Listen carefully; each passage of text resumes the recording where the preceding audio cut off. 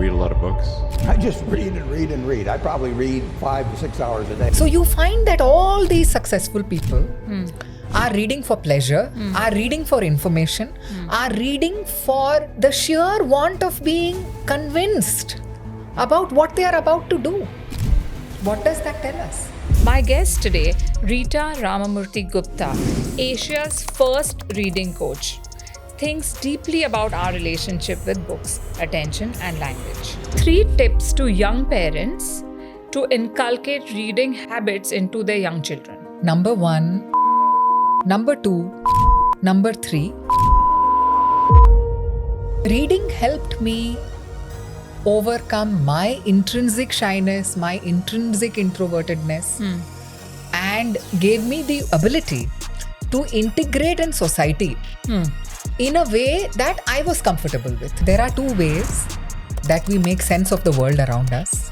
One is through information, data, and the other is through emotion, right?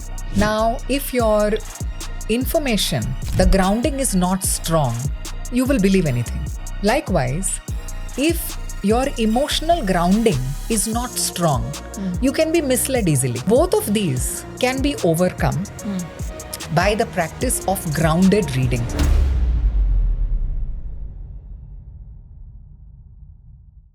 Rita, welcome to the Aditi Govitrikar show. Thank you.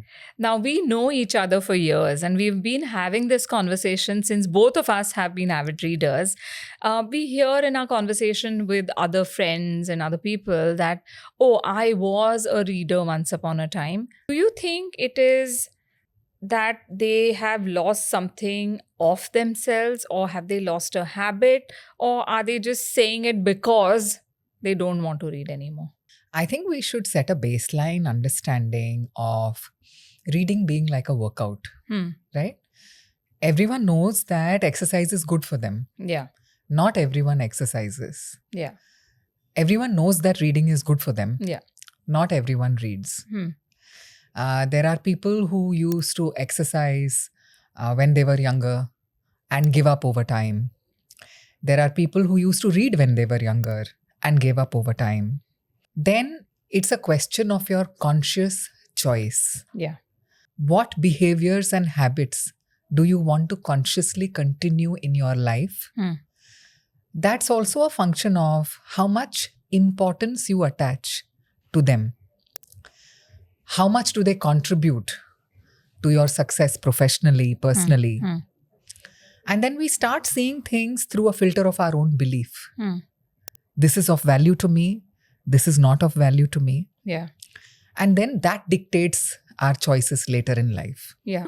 You know what happens is, and this is something that I keep thinking about, is that when I speak to people, I know that they watch a lot of content endlessly. Like they will binge watch a certain series. However, 10 pages of reading will tire them.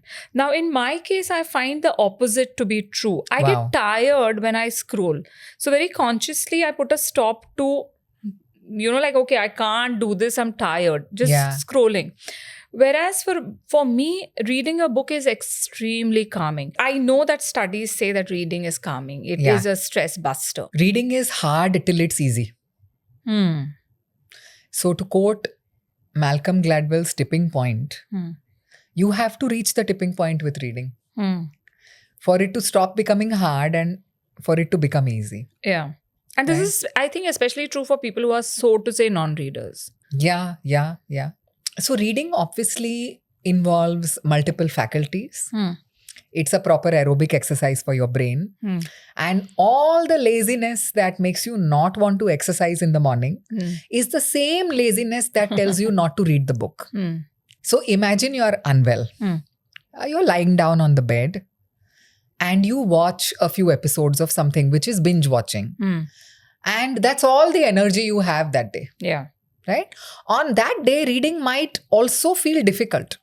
Because you don't have the energy to expend for it. But a seasoned reader does not find that difficult. A well-trained cyclist can cycle faster when needed. Yeah. A well-trained swimmer can swim faster when needed. Yeah. A well-trained reader can read faster when needed. Yeah. right? Yeah. So this is about where your tipping point lies. If you're a seasoned reader, reading will bring you relaxation, reading will bring you everything. Reading engages specific parts of your brain, Yeah. right? So there is the visual recognition of the letters itself. There is what each individual alphabet sounds like, what they sound like when they come together, what could they possibly mean, and how do they sound when put together. Yeah. So reading engages all these parts of your brain which originally weren't meant to come together this way. So reading brings together various parts of the brain and then you have that aha moment. Oh, this is book. Reading is like silent speaking. We find that many successful, self-made individuals from all walks of life are today publicly coming out and saying that reading made me so. And that makes me very happy. Now, how do you convert it into real life? Because like you said that we all know these things are good for us, but many of us don't land up doing it. Right.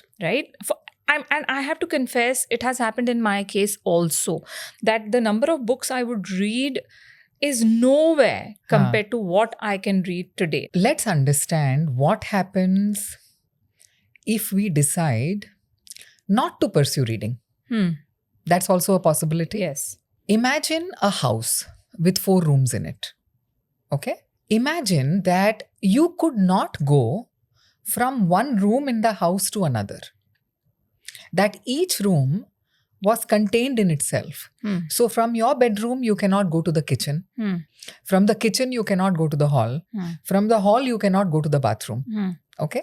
So a small house is now separated into different rooms that are not connected with each other in any way.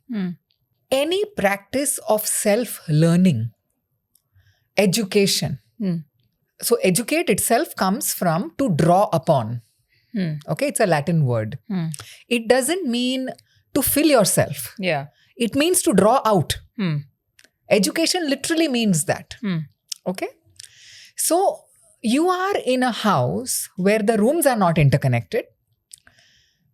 When you don't educate yourself, you're in a mind that's not interconnected. You want all your faculties to be talking to each other, to be in 100% coordination, 100% awareness. So we say that reading just 30 minutes a day, right, enables a more coordinated response from the left hemisphere of your brain and the right hemisphere of your brain. So you are essentially considering more variables before you respond impulsively, right? So is there a right way to read? So somebody won a Nobel Prize for this. So I'll talk about this very specifically. Eric Kandel, a researcher, he said that when you read and you reflect on what you read, that is when the neuronal connections accelerate. Right? And with the 86 billion neurons in our brain swimming all over furiously, more furiously when we are younger than later, offering those connections creates that house that we were speaking about earlier. Yeah, that connected house. You know, where your faculties, you let go of. Correct. The faculties within you that you cannot command, you let go of them. That's the basis of atrophy. Yeah. Isn't it? Yeah. So we need to make sure that we keep all our faculties up to date. We need to use all our muscles. And we need to use every possible reasoning, cognitive faculty that we have access to, thanks to our evolutionary genius. We can tap into all of them before we make the big decisions in our life, before we decide how to respond to people. So today, emotional processing has also become difficult for most people. It's very hard for them to express how they're even feeling in words. I'm fine, I'm okay has become the mantra to push everything under the carpet. Talk to us about this. You know, our vocabulary has become so limited. Okay. during a session that we were taking, we had displayed a very beautiful picture. And then we asked people in the room to write one word. 95% of the people had one word for it. Amazing. Oh. Nothing more. Huh. Amazing. It seemed as though we had somehow agreed that amazing was the only possible way to describe that.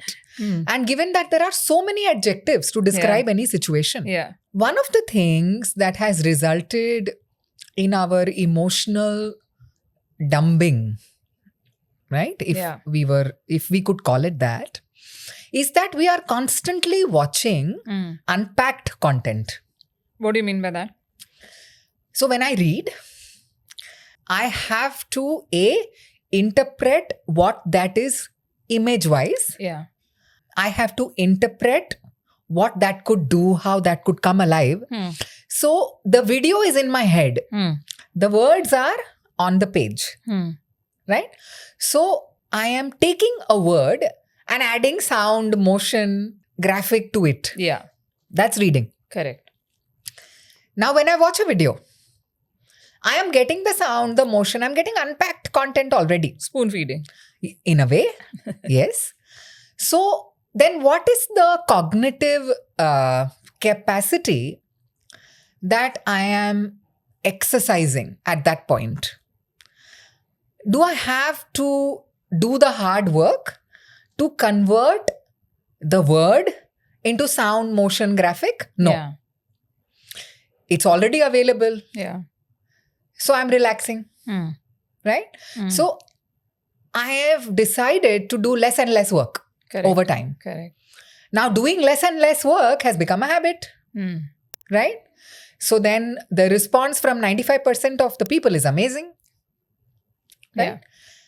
And if I were to choose to express myself more specifically, I would find another way to put it, right? In family situations, work situations, we have to deal with variety. We have to deal with ambiguity. Yeah. Which means we have to do the work. Yeah. But we are constantly training ourselves to do less and less work. Yeah. Conflict. Yeah. And we are constantly in a state of conflict. Being unable to find the words. Being unable to tell someone exactly how we feel. And how much of us is available to support them at this point.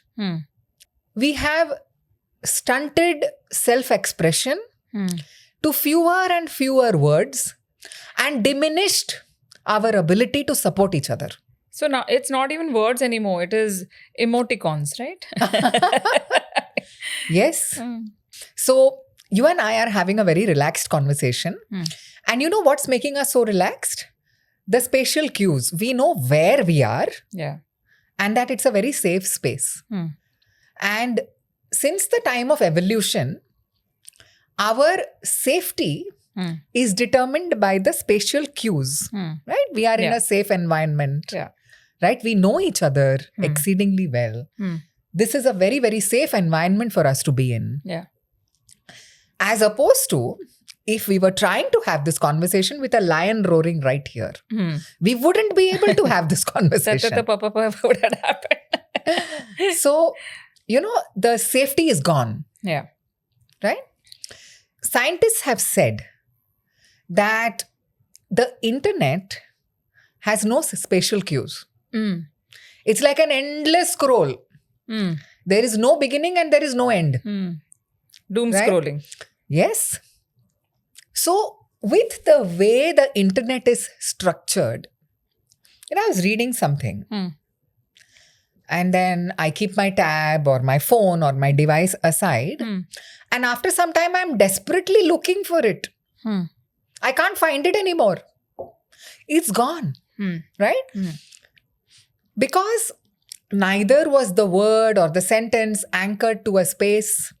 There were no spatial cues associated with it.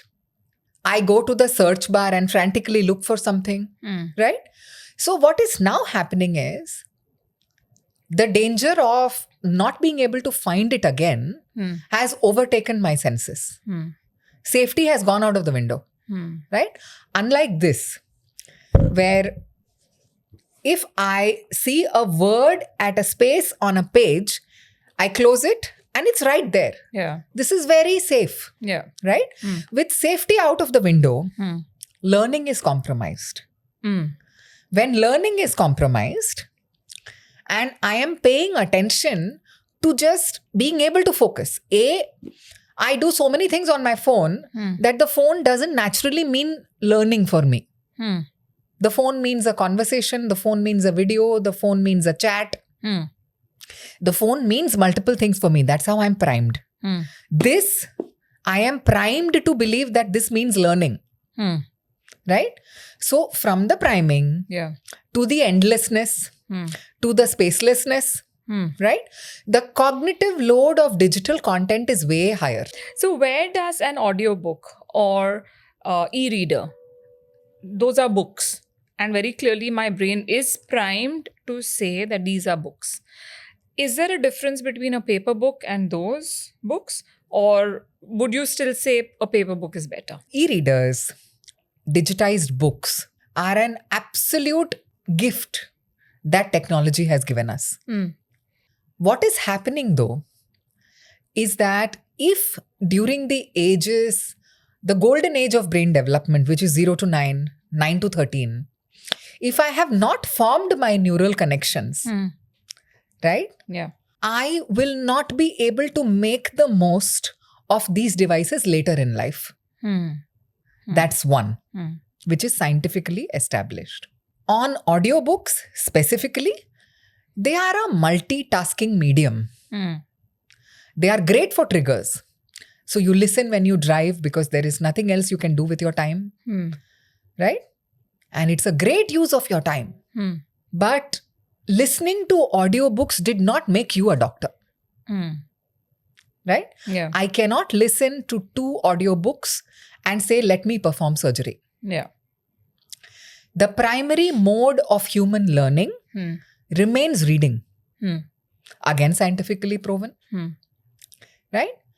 So, like the woodcutter who goes out there to fell a tree and sharpens his axe before he does it, we strongly recommend that sharpen your axe with physical reading. Reclaim your focus. Also, what I find when I was thinking about today's conversation is that because I've been reading for a long time, and books like Harry Potter even, I used to love reading those, though I know they are children's books, but I really liked reading them because it transported me to another world. We build a little narrative in our head. We build a little video by ourselves in the head. And then when I saw the film, I was like, no, I preferred the book. Wow. So, Yeah. and many a times that has happened. Most of the books that I read, I prefer the books over Content. I think this allows you to imagine, in your brain, and that impact of imagination on your neurons is something that is tremendous. I think that also protects us a lot from dementias. Oh, absolutely. You've spoken about one of the biggest benefits of reading books, which is arresting cognitive decline with age. I know a 92-year-old lady who still reads 3 hours a day. Oh, wow. I met Deepak Parekh sir, who built HDFC, one of the biggest nation builders of our times. And he told me that throughout my career, I used to read newspapers for 3 hours every morning before I started my day. Wow. And newspapers from all over the world. Because I had to go into my day well prepared. Imagine the humility of that man. One of my very close friends, she was at Shah Rukh Khan's house the other day. And she told me that, Rita, the man isn't just reading, bestsellers. He's reading Virginia Woolf. Oh. He's reading Nora Roberts. Okay. And I looked at her and I said, he cleared IIT JEE, right? So, here are present day examples. Warren Buffett, I think, Yes. reads like 80% of his time he spends in reading, right? And how do you invest or back a decision you are making without thorough contemplation?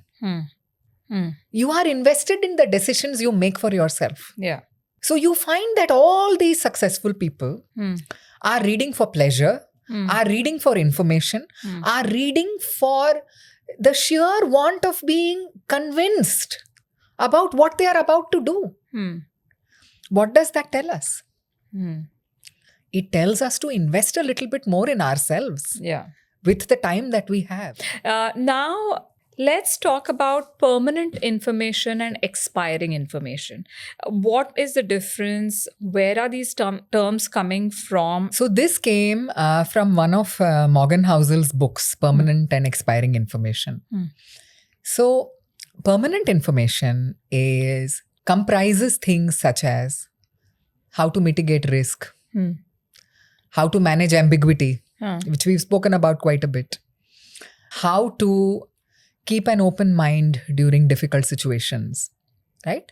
So these are skills, human skills that we learn over time. Expiring information comprises, say, knowing the quarterly results of a company as opposed to their performance over the last 40 years. Right? So a quarterly result could be poor on account of fresh investments the company has made. So unless you are able to look at it from the lens of the company's overall growth, which is more like permanent information, you won't be able to absorb or fully understand the temporary information that's in front of you. Temporary information is all over us. It's all over the headlines. Yeah. For example, for lack of let me explain it this way. Who's having an affair with whom? And then that becomes dinner time conversation, right? That becomes conversation among friends, in a family. How does that help you? Right? Expiring information is the form of a batsman. Permanent information is the legacy of the batsman. Right? Expiring information is today's headline. Permanent information is the wealth preserved in books. The legacy. The legacy. So we need to make sure that we spend our time accessing the wisdom buried deep within books. Like Stoicism, for example, or Bhagavad Gita, for example. Right? I also have here, There Is No Other by Ramdas. Read all of this. I would in fact advocate for parents to read this to their children. Right? The Richest Man in Babylon. You know, here they have a very beautiful 7 cures for a lean purse. Right? 7 ways to save. Right? It's very, very nice, very interesting. And explained very simply. Right? So it's financial wisdom explained very simply. Access this permanent information that stays with you for a lifetime. And perhaps changes your life for the changes better. Your life, helps you make those decisions we've been talking about. I process a lot of information, as do you. Yeah. I process a lot of emotion, as do you. Right? All of us. Yeah. We are interpreting the world around us in terms of information. Constantly. And Constantly. And in terms of emotion. This information were to be weaponized, for example. Right? I am looking at only a certain kind of information. Or I am fed only a certain kind of information. Then I start moving towards a certain point of view unconsciously. So give an example of this. In terms of information. Okay, so we have a lot of academicians who are publishing papers, say, on a certain phenomena in physics, for example, right? There would be this point of view and there would be that point of view. And what science has taught us over time is that science itself is revealing new things to us. So epigenetics today, right, talks about specific gene expression.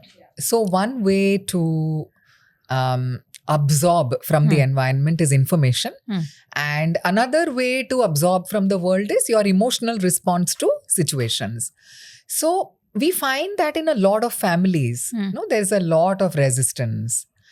There's a lot of rigidity. There's a lot of righteousness. Yeah. And all of it comes from, this is the point of view that we all are going to ascribe to. And there is no other point of view. So I am right. What I think or what I say is the right way. There is my way or the highway. My way or the highway. And you enter a room full of books and you find that just melt. Because you enter any library. Yeah. The first thing you realize is, I'm never going to get through these books. Yeah. Half of them even. You know what feeling I get when I enter a big library with books everywhere is like, my God, I am like a speck over here. And I wish that all of us would somehow keep the righteousness, rigidity, resistance aside and start processing our emotions from a lens of, there are so many possibilities. Correct. Right? So instead of leading to rage, right? The minute you introduce reading into a household, discussions into a household, suddenly the emotional weaponization of that hold, of that negativity within the household starts withering. Because now you're going to allow everyone to have their point of view and question each other. Right? So what is reading doing in the first instance where you are processing the world from the lens of information? Reading is expanding your universe to consider more and more newer scientific evidences that are emerging and imbibe those to make your life better. And when you're processing life from the lens of emotion, it's preventing emotional weaponization by allowing you to consider so many more perspectives inside your own household. And therefore, thereby the world. Thereby the world.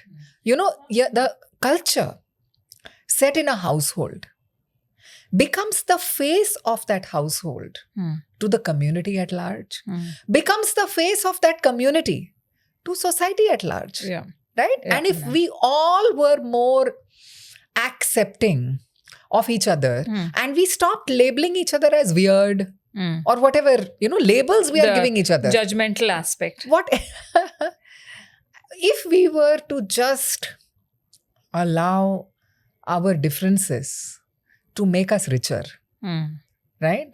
This is what reading does. It makes room for reflection, right? It makes room for ambiguity. There are two ways that we make sense of the world around us. One is through information, data, and the other is through emotion, right? Now, if your information, the grounding is not strong, you will believe anything. Likewise, if your emotional grounding is not strong, you can be misled easily, right? Which is what leads to the weaponization of information, where people tell you exactly what they want you to believe, right? Or the weaponization of emotion, where people actually dictate how they want you to feel, right? Now, both of these can be overcome by the practice of grounded reading, where you give yourself the opportunity to strengthen your base of information. You give yourself the opportunity to build your emotional strengths so that you're not led astray on either count. We were once in a room of young girls, teenagers. And there was one anxious teenager who stood up and said that, I'm really struggling because after I send a WhatsApp to someone, the anxiety of not hearing back kills me. So I said, what is causing this anxiety? It's just that the person hasn't responded. So I said, that's how you are seeing it. But what is actually causing the anxiety? That you are waiting. Yeah. The person will respond at their time. But what is causing you anxiety is that you seem to have nothing to do except wait. What if you chose to invest in another activity yourself? And that you employed yourself gainfully in another activity for a couple of hours. You didn't realize how the time passed. And in that much time, the response came. Naturally. Yeah. So who's causing you the anxiety? You. Yeah. This is literally what we call the stress of tenuous emotions. They're just overtaking you in that instant. You need to find something better to do with your time. Yeah. Right? Yeah. Yeah. And as you pursue your goal, you invest in the practices that help you pursue your goal. You find that your external dependence on emotional weaponization, right? Information weaponization that you may be subject to reduces because you're forming your own convictions. So you mentioned ambiguity a couple of times. Yes. How important is ambiguity in life? How does reading help ambiguity? So studies show that reading fiction trains you to handle ambiguity better. Right? Because the plot unravels as it unravels. Unlike watching unpacked content, in which case you can read summaries and then know within 5 minutes who built the cat. So, reading fiction has tremendous advantages. One of which, of course, is making room for characters, their behaviors. And you're not going to encounter all those characters and all those behaviors in your lifetime. So there was a famous US military general who actually said, 10 good books of fiction have more emotional range than your whole life. Oh, wow. So reading fiction exposes you to emotional range. Reading fiction allows you to be patient, allow the plot to unravel, and trains you to be in ambiguity. Now, in real life situations, you go and ask your boss a question and your boss says, give me 3 months. What are you going to do? You have to give your boss 3 months. Yeah, this is again like the girl waiting for the WhatsApp Yes. response to come, right? Yes. It's ambiguity. It's ambiguity, right? So what is the right way of reading? Because see, what happens is that I can quickly read a book and not absorb or not introspect about the book and keep it, without applying. I'm like, yeah, it's a great read and enjoyed myself. And So, one of the things you mentioned earlier is that people used to read a lot before and over time they stopped reading or they found it difficult to read. Just yesterday, I was in a session when someone asked me the same question. I said that if you have read 25 self-help books and the 26th, some of it starts to feel like repetition. And then you go exactly to a couple of new chapters that appeal to you and you put that book aside. Now, is this wrong? Why is it wrong? Why is it necessary to read a book end to end? It's like, having breakfast, lunch and dinner with the same friend. You want to have breakfast with one friend, lunch with another and dinner with another. Or perhaps you have a workout buddy, right? So you don't need to read a book through and through. okay. Read whichever part serves you at that point in time. Make your notes. Keep it aside. Go back to it whenever you want to. So making notes is crucial. Very crucial. Okay. And it's very useful. Don't let the guilt of not finishing every book cover to cover keep you from picking up another book. Right? And then there are those people who were never readers. Right? And then who become readers in their life. Okay. So, along the way to your studio today, my son was telling me that Mama, Virat Kohli was never a reader. Yet Okay. autobiography of a yogi is something that Virat Kohli really says that it changed his life. Yes. And today he's an avid reader. Something changed in him and I don't know him personally, so I cannot venture. But here is a classic example of a person who found reading to be of great service to his life in some way. And not that he needs it to improve or to project an image of himself in the world. Yeah. He is just genuinely saying that, wow, this book is of such tremendous value. Right? So you have accomplished people coming to reading as well. As a reader, if I have to become a reader today, for example, how do you advise people? How should they go about choosing a book? Should there be a good mix of all these genres that are available and many more, of course? Or should they just go into, okay, I want to read about this and start? And then go into. So what is your advice as a reading coach to our readers or so-called non-readers?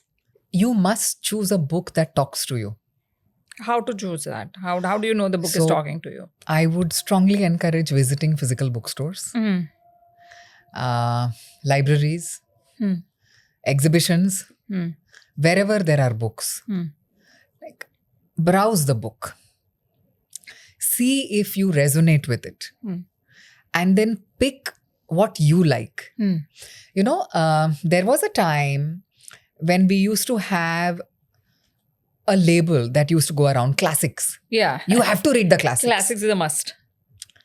And today I find that a lot of youngsters are not interested in reading what we thought were classics. Just like we were not interested in reading what our parents thought were classics. Right?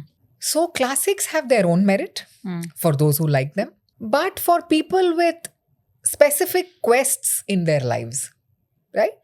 Read exactly the book that talks to you. So if you talk about negotiation skills, there are 30, 40 great books out there, right? Somebody has spent 30 years of their life studying negotiations and is offering you a book for $4.99. Why wouldn't you pick it up? Also, no matter what you read, what you choose to read, one thing that reading will do is help you come out of your keyhole logic. Exactly what you were saying. This is my way of looking at the world. Keyhole logic. Yeah. You know this. There are hypnotherapists in the world that perform surgery without anesthesia. Right? Because they train the patient to think of another world while the surgery is happening.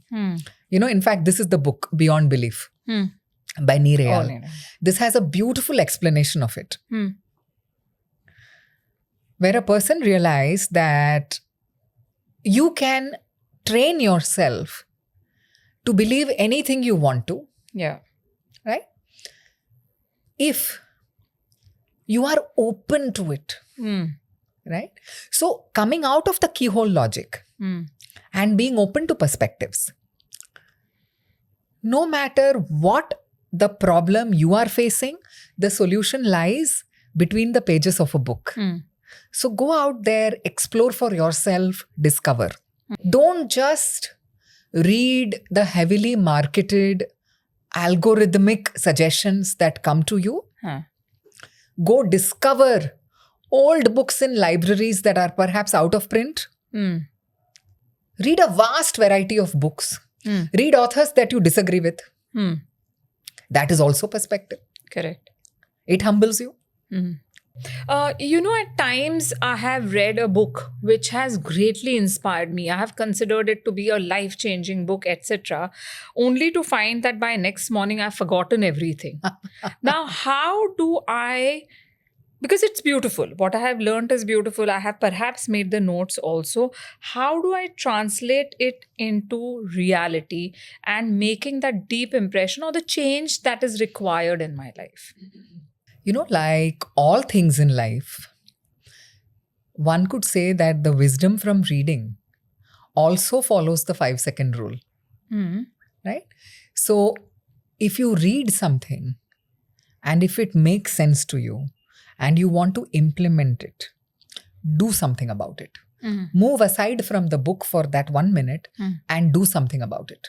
Right? So when I find something very, very exciting, I will invariably reach out to my team as I am reading that and say, let's discuss this tomorrow. I just read it. Right? Creating an action point is extremely important. Right? That's one 5-second rule. Second thing is to implement something. Right? Sometimes it is important to contemplate that which is unknown and filter it through everything you know. That requires some contemplation. Yeah. How does this fit into my present scheme of things? Make a contemplation note in your journal that I will write this out, I will think this out, I will elaborate this. Because Eric Kandel won a Nobel Prize for exactly this, to contemplate what you read about. Yeah. Right? Third thing, in a physical book especially, because touch is the first sense that we got from an evolutionary perspective. And it's the strongest sense we have. We don't go around touching strangers, right? We touch people we know. Yeah. A touch is an intimate sense. So use your intimate sense to create detailed notes and end of the chapter summaries. Because that stays with you. What you wrote stays with you. Not just the underlines. Yeah. What I am not hearing about is binge reading. I'd like to hear more about binge reading. Yeah. Like binge watching is a concept. Binge reading is a beautiful process of allowing yourself to get transported to another universe Yeah. of imagination, creativity. Yeah. Just because you can't keep a book down. Yeah. Right? And there are people who experience this. Yeah. I can't keep this book down. Yeah. Right? And this happens when you have chosen the book you want to read. So often parents tell their children, जो घर में है वो पढ़ के खत्म करो. अरे नहीं पढ़ना है भाई. None of those books excite your child. Take your child out. Let them choose. Right? Maybe the topic that they want to read about or they are curious about, you don't have books about that topic at home. Once a gentleman that I coach told me that my son doesn't read and he's 13. So we kept a book in the hall. I just said, don't ask your child to read. Stop asking your child to read. Just start placing books all over the house. Okay? As suggestions. Right? Let them just get used to seeing books around. Let that be step one. Because the brief you gave your interior designer was showpieces, vase. You didn't give that brief to your designer. Ki library. Library, yeah. Right? So now there are no books in your house. So your house is beautiful, but there are no books in it. Okay? Start keeping books in your house. And we tried many books, but one book that we kept, and the name is a little weird, but please allow me to say it. Don't pee on my leg and say it's raining. Okay. This is the name of the book. And he kept it. And the child picked up the book and started reading. Because he was so curious about the title of the book. Ye kya hai? Don't pee on my leg and tell me it's raining. And then we followed it up with How I Killed Pluto and Why It Had It Coming. Okay. Okay. So he got attracted to the titles. He got attracted to the titles. Yeah. He started picking up the books. That's all you wanted in the first place. And browsed a little bit. And then now, whenever there is a book around, the child actually picks up the book. That's all you wanted to accomplish in the first place. Yeah. Now that brings me to the topic of today reading is not as prevalent as it used to be when we were kids, because of course there are other modalities of entertainment and keeping a child busy. Some time ago, we discussed that reading keeps our North Star alive in the sense that we learn what we don't know. And this is something we should make a rule, an unsaid rule, or a part of a family's culture. What is culture? Culture is the set of behaviors that are celebrated in a family. Yeah. Right? What you celebrate within your family becomes the culture of your family. The behaviors you celebrate. having a reading culture in your home Hmm. has to start with a parent role modeling it. Hmm. Because when the children are small, they seek parental approval and they mimic their parent. Hmm. And that's a great age to begin, Yeah. right? We Yeah. say that the pathways for sensory development, the pathways for language begin even before birth Hmm. in the womb. Hmm. So reading aloud has to ideally start from then. Hmm. And then you read aloud all the way till 4, 5, whenever your child sits with you, Hmm. right? Hmm. And then you allow the child to explore, Hmm. right? So we are talking about protecting childhoods, and you know about Bharat Padho Abhiyan, where we are talking about protecting reading habits in our children Hmm. from age 0 to 11. Okay. No matter what, let them read physical books Hmm. from 0 to 11. Hmm. So a lot of this comes from parental role modeling, having books around the house. Hmm. There's something called the one book theory, Hmm. which says that having a single book at home Hmm. doubles the chances of academic achievement in your child, Wow. right? Now you have to look at this from a lens of homes that are genuinely deprived, Huh. where it is difficult to have a single book at home, Hmm. right? And then there are homes who don't have a single book by choice, Hmm. which is difficult to understand. We need to make sure that books are visible in every home. Hmm.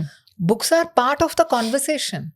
Yeah. Books are discussed, interpreted at the dining table. Yeah. Books become part of the culture. Yeah. You know, Dr. Aditi, once I was conducting a session and a girl stood up and said that when I read a storybook, my mother screams at me and says, "Why are you wasting your time? ये story में क्या रखा है? Hmm. घर का काम खत्म करो." Hmm. Right? Cut to my visit to Delhi Public Library. They have reading rooms Hmm. where these same girls Hmm. who simply cannot have a moment of peace reading a book of fiction are sitting and reading in the reading rooms Hmm. Hmm. Hmm. because they enjoy reading, Yeah. but the home environment doesn't support it. Hmm. Yeah. So we have all kinds of things that are happening. Yeah. First of all, congratulations on Bharat Padho Abhiyan. Thank I you. think that's a great activity that you've undertaken with the government, and I hope that it becomes a success. Thank you. I hope that every single child in India is an avid reader. Right. So, congratulations on this. Thank you. 3 tips to young parents to inculcate reading habits into their young children. Number 1, model reading by reading yourself every night. Hmm. Right? So you have to be a reader for your child to be a reader. Hmm. That's number 1. Number 2, allow your child to explore a vast variety of books so that they choose what they like to read. Hmm. Don't force them to read a book that you like. Hmm. Number 3, make books a part of everyday conversations. Hmm. So, books are not when you're discussing performance, achievement, marks. Huh. Books are just by the way discussions in the Hmm. house. They're just so natural. It's always about a book. Hmm. Hey, I read this today. Hmm. Make books a very natural part of your life. Hmm. That's how you set a reading culture. Hmm. You know why we say that the reading culture and reading between ages 0 to 11 is extremely important? Because the connections in the brain that we don't use, Hmm. they start falling away, Pruning happens. pruning. Just like a neglected road. Reading is just 6,000 years old. Hmm. Even though the first brain cell appeared 600 million years ago. Yeah. But the fact that reading is a relatively new skill Hmm. and the brain is neuroplastic. Yeah. So it will evolve again. It's constantly evolving. It's constantly evolving. For a school teacher today, and like you said, that, at times the children are well traveled, they have access to information very easy. What would your advice be to a school teacher to create the culture of reading in the classroom? I would like to humbly request all schools, Yeah. to have in the report card a small note on how many books did the children borrow in that year. Right? So you have marks Yeah. and a librarian's note at least saying that this child borrowed so many books this year.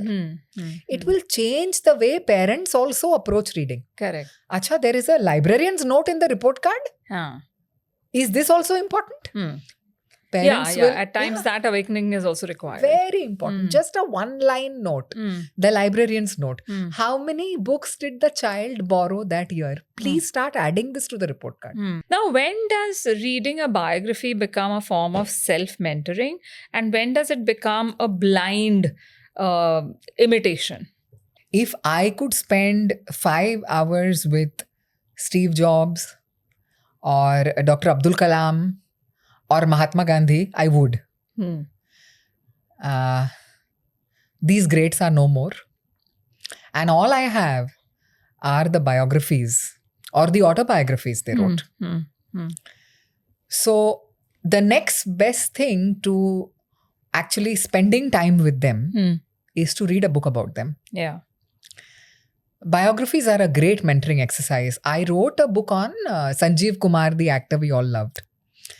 And I was speaking at a film school after that. And so many people told me, ma'am, we didn't know that Sanjeev Kumar used to read so much about makeup. Because he was always in a kurta pajama. Yeah. Very simple. Very simple. Yeah. So I said it was his great dedication to playing the part that he imbibed from books. Once in Naya Din Nayi Raat, where he was playing a leper, he got his makeup so bang on that he came out of his vanity van and everyone ran away. Right? Because, and everyone knew this was Sanjeev Kumar's vanity van. Wow. But who appeared out of it made everyone run away because he nailed it. Right? So he used to read so much about the craft. And the effortlessness that came, so many directors would tell you that he looks at his lines once and delivers them, and which is the legend of Haribhai Jariwala, right? But delving deep into his character helps you understand the effort he put in behind the scenes. That's why it looked effortless. Effortless. So Rita, now coming to you. Okay, now the focus is on you. Why did you choose to become reading coach? It's a very interesting choice of profession. I think the most beautiful thing about this is that I was given this label. Okay. I didn't decide to become this. So once, I was writing books. And Yeah. I had just written the Rakesh Om Prakash Mehra biography. And I got a call from a friend. She told me, Rita, I am facing this problem. I have all these employees in my company. And my training expenses are going through the roof because nobody will read. So, in their performance appraisal forms, they are asking for this training and that training. Why won't they read and solve their problems? Because if they just became readers, my training budget would be halved. And I could do more for them in other dimensions. Yeah. I found that extremely interesting. So she called me for a session. She actually sent me that these are 20 of the most common training needs that I have received as part of people's performance appraisal. So you come and tell them which books to read. I thought it was really funny, but she was a friend and she called me because she knew that there was nothing I like to do more than reading books. So she had called me from a place of faith. So I went and we had this beautiful 1-hour session and 2-hour Q&A after the session. So literally, the session was just for an hour. The Q&A was for 2 hours. And we had so much fun. And we read together. And, I carried all those books with me. Like I've carried books today. I love carrying books. I go to someone's house, I'll carry books. So we had so much fun that she kept calling me for separate, departments. And then somewhere during the introduction, she said, meet the reading coach. And that's how it happened. That's how it started. Right? Because they were all, okay, who's coming? Okay, Rita is coming. What does she do? She talks about books. So they had to find a way to introduce me. And it came very organically from that. So reading helped me overcome my intrinsic shyness, my intrinsic introvertedness, and gave me ability to integrate in society in a way that I was comfortable with. And I felt that, wow, anybody who knew me in my childhood, if they see me today, they will not believe that this is what I do. Yeah. Right? They will believe the reading part, but not the talking part. So I felt that if this could happen to me, then most certainly reading can unlock the potential of others as well. That is latent within them, that they are too shy to express, too scared to express. Yeah. Everything that was true of me, I thought could be true of others as well. Yeah. So we've been in these beautiful situations now where we have kept families together, mended differences, brought people to a consensus, given heirs a reason to join the family business, given fathers or business leaders or mothers, in this case, a new way of looking at their own children. And this has been really, really rewarding. And of course, it's very private again. We human beings are a sum total of our memories, of our accumulated experiences, etc. Where do books play a role? Absolutely. What a beautiful question. And I want to show this book. This is a Qigong master. And he says something beautifully, exactly what you said. Your body is a living library of every experience you've ever had.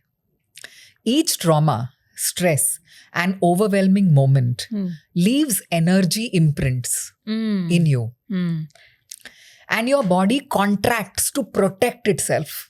Oh. Which is a survival response. Correct. Now, problem arise because these contractions become permanent patterns. So you're shrinking constantly. Constantly shrinking who you are. Right? To accommodate the world.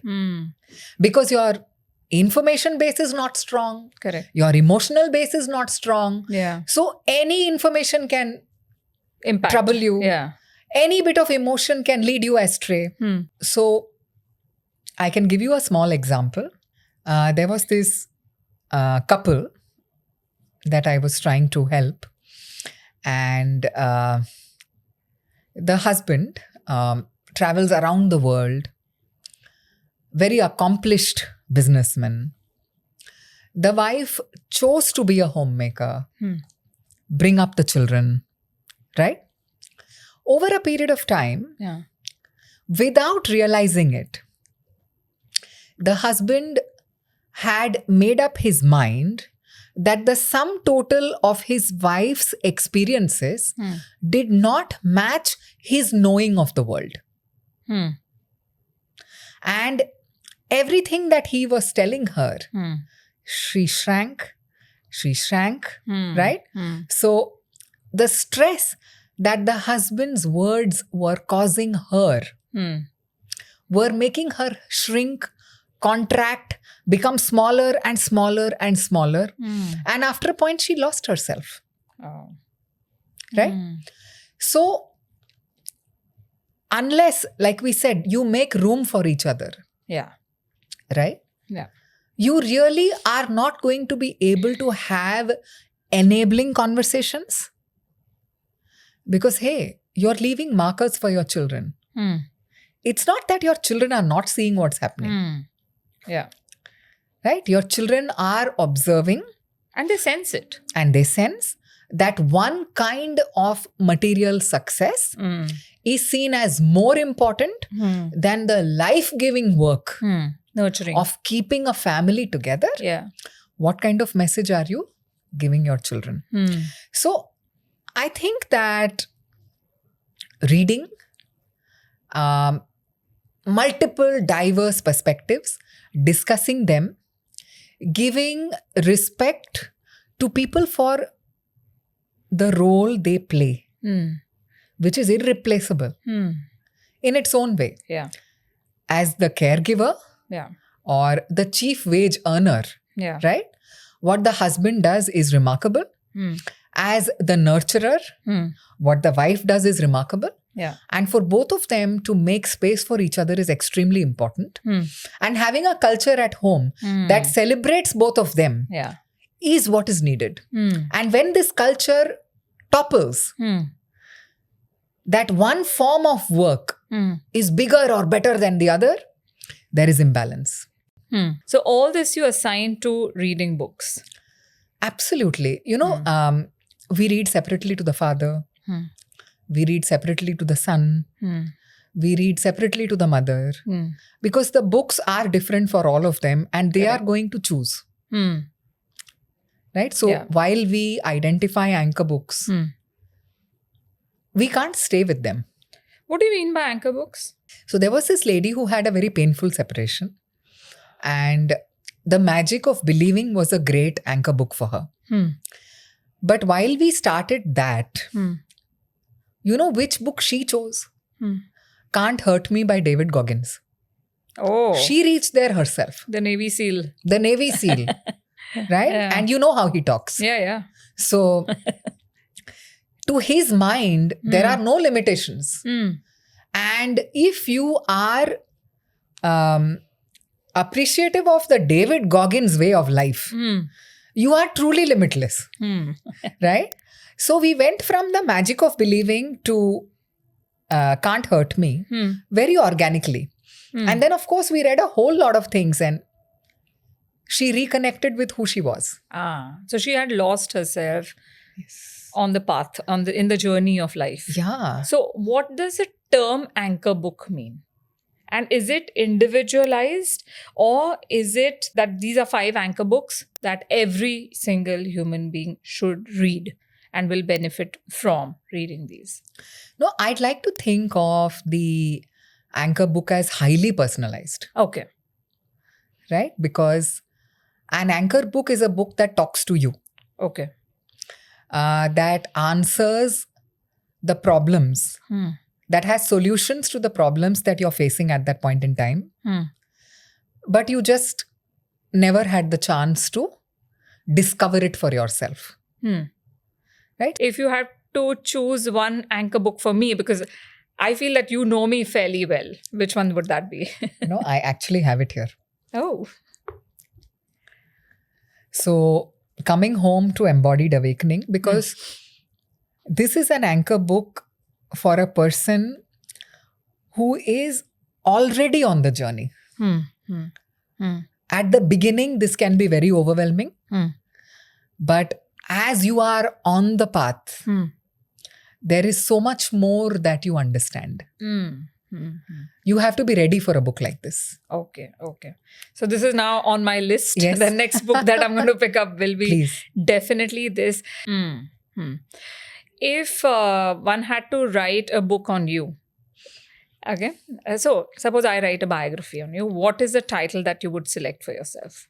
Emergent. Oh, nice. Nice. I like it. If you had to write a biography on me, what would be the title? Limitless. Oh, wow. How does one acquire expertise from reading books? We recently concluded the World Cup, the football World Cup, right? Yeah. And FIFA World Cup. And I was mesmerized by the kind of following that Cristiano Ronaldo has. Oh, yes. Yeah.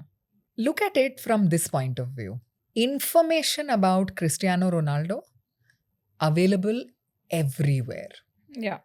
Right? If I ask a young football fan to write an essay on say 10 things about Cristiano Ronaldo, very easy. Yeah. Write an essay about him, slightly more difficult. Because speaking is easier than Yeah. writing. Then if I ask, what were the turning points of his life? Slightly more difficult. Right? Yeah. Then if I ask, if you were to add value to Cristiano Ronaldo's life, how would you do it? Extremely difficult. Right? Yeah. So from speaking randomly about things that you know about Cristiano Ronaldo to going granular into how can you add value to his life. Some people will turn around and tell you, how can you add value to his life? That's when I told them that, he goes around choosing the best dietitian, the best nutritionist, the most cutting edge stem cell therapy, the most cutting edge techniques to improve his craft. Yeah. He is seeking. Constantly. He is constantly seeking.